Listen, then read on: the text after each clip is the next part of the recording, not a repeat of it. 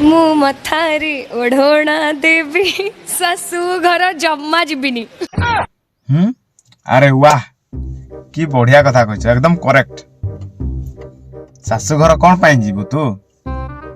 तते तो खाली यातिया घर जाइए घर भांगार अच्छे आ शाशुघर जाइए कौन कर तो जो पुराना कार्यकलाप देखिकी खाली मोर गोटे कथा मन पड़ुछि।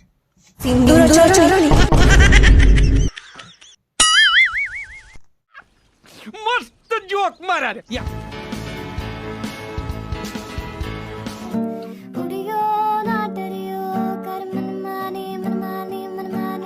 उई माँ एटा किए पुणी आउ थरे हाँ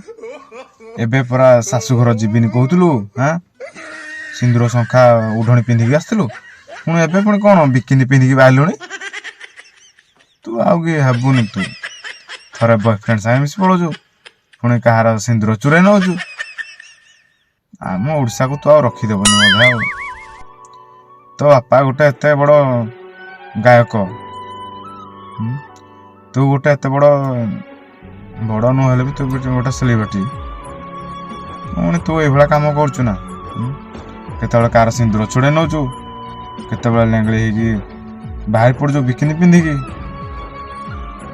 तत्ते खाली